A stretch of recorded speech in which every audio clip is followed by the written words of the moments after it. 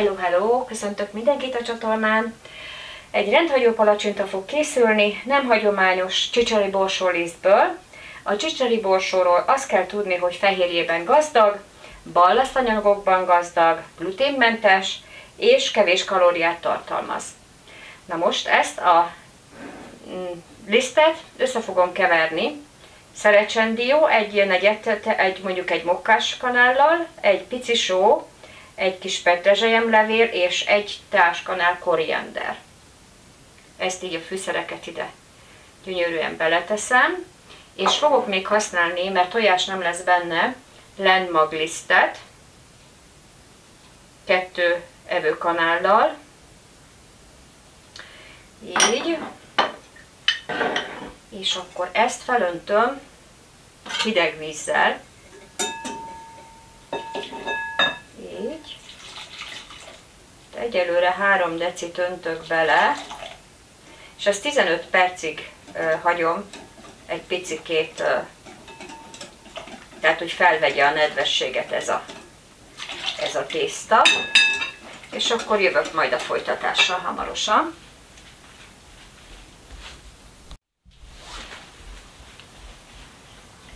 Annyit javítottam még a recepten, kicsit több vizet öntöttem bele, mint amennyit kellett volna, tehát amiket mondtam anyagokat, ahhoz 2,5 deci víz kell. És mivel hogy én sok vizet öntöttem most bele, tehát nem túl sokat, de többet, mint amennyi kellett volna, hát mondjuk ezzel kellett picikét így játszani, ezért még tettem hozzá 2 evőkanál lenmagot, őrölt lenmagot. Itt az edényt, ezt kiolajozom egy picit, igen, és akkor szóval ilyen állagot kaptam. Tehát nem úgy működik, mint egy normális palacsinta tészta. Azt azért mindenkinek el kell, hogy mondjam.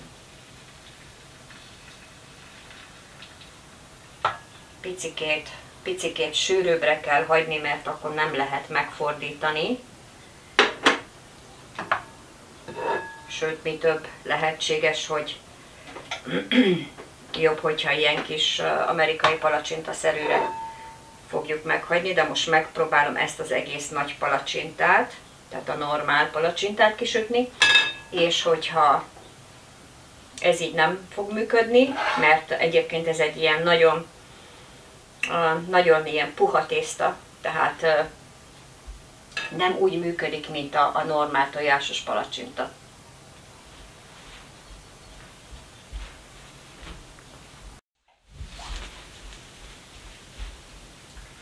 Valójában meg lehet sütni normál palacsinta-szerű formát is, így látszik, de mivel hogy ez a tészta nem terül, ezért a továbbiakban kicsi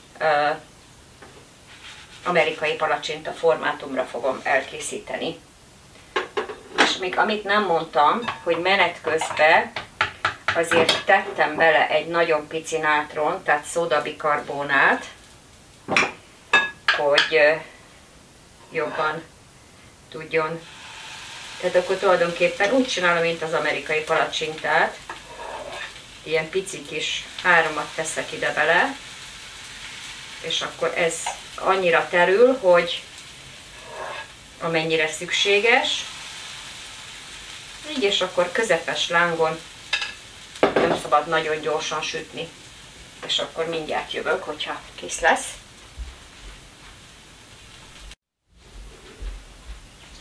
Hát igen, a technika is megszületett, tehát úgy kell sütni, mint az amerikai palacsintát. Júj, rácsúszott. Tehát amikor már ilyen nem fénylik annyira, és már egybe van, akkor meg lehet fordítani, és akkor most ilyen lett ami egészben sült. Hát ez nem szép. Ugyanolyan jó, de nem szép. Nem lesz gusztusos. És ezért a többit már ezzel a technikával fogom megsütni.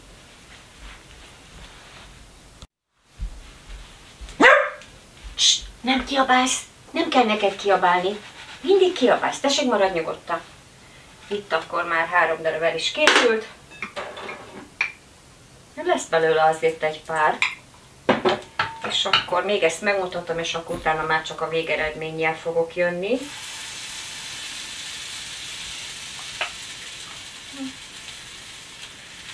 Oké. Igyekezzünk úgy, hogy ne érjenek össze, mint az amerikai palacsintánál. Arra ugye nem tudunk mérget venni, hogy mindegyik gyönyörűen szép formátumú lesz. De hát azért amennyire a tészta tud terülni, úgy fog terülni. És hát ugye tudni azt kell, hogy hát most én avarba vagyok, minden forgatásnál avarba vagyok, úgyhogy mindjárt fogok jönni a többivel.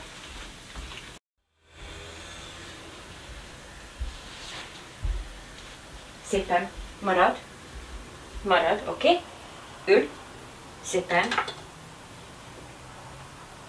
Jó? Marad, marad. Kérsz ebből? Tessék? Főkóstoló? Te vagy a főkóstoló. És csak így, szuper, szuper. De majdnem mindent meg szeret enni, de kell vele vigyázni, mert azért nagyon érzékeny a gyomrára. Úgyhogy, tehát mondjuk ezek olyan anyagok, amiket még egy kutya is megehet. Vársz egy picit, jó? Oké, még lesz belőle pár darab, és akkor utána folytatjuk.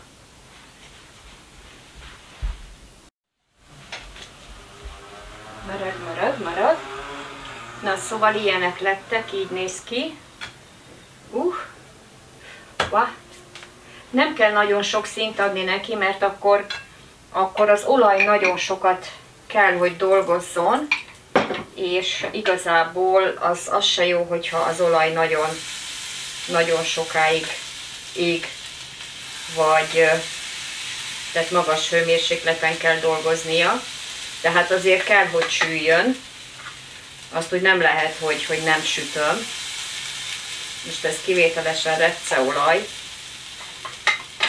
Úgyhogy oké. És akkor ezt megvárom, még ez elkészül. És akkor közben mutatom, hogy szóval így néz ki. Ilyenek lettek. Így mutatom, talán látszik.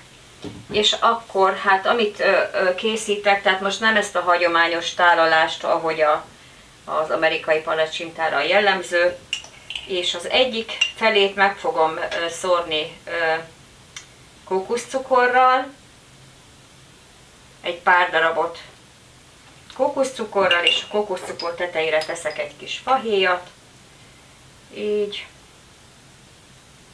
és akkor a másik részét pedig megfogom ribizlilekvárral, csak így a tetejére teszek egy kis ribizlilekvárt, de hát természetesen tetszés szerint ki milyet szeretne. Eljött a fordítás ideje, és minél tovább sütöd, annál gyakorlattal, már a vége felé már egész jókat lehet csinálni, egész jól néznek ki. Úgyhogy ez minden palacsintánál így van szerintem. Úgyhogy megmutatom közelről, és akkor mutatom még a tálalást. Így néz ki közelről. Tehát azért ezt tudni kell, hogy ez nem a hagyományos palacsinta, de egészséges és nagyon élvezetes.